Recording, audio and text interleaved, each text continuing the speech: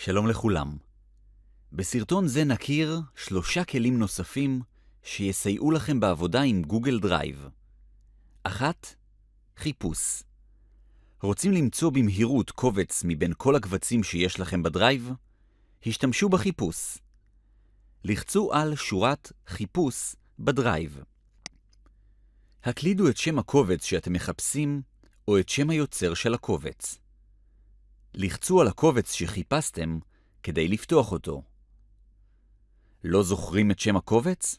לחצו על סוג הקובץ. חפשו את הקובץ הרלוונטי מתוך תוצאות החיפוש שהתקבלו. לחצו על אייקון חץ כדי להרחיב את החיפוש.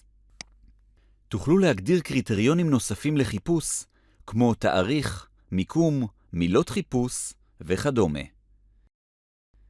לחצו על חיפוש.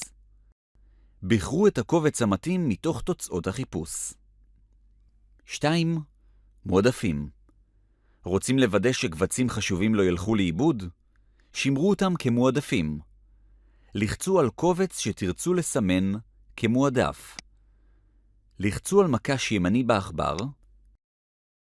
לחצו על הוספה לפריטים המסומנים בכוכב. תקבלו עדכון על כך שהקובץ יתווסף לקבצים המסומנים בכוכב. לחצו על מסומן בכוכב כדי לראות את הקובץ הנשמר במועדפים. 3. לאחרונה. רוצים גישה מהירה לקבצים שצפיתם בהם לאחרונה? לחצו על לאחרונה. רשימת הקבצים תופיע בסדר יורד החל מהיום, שבוע שעבר, בחודש קודם ואילך. עכשיו אתם מכירים עוד כמה כלים שימושיים בדרייב. מוכנים לנסות בעצמכם? המשיכו הלאה בתרגול.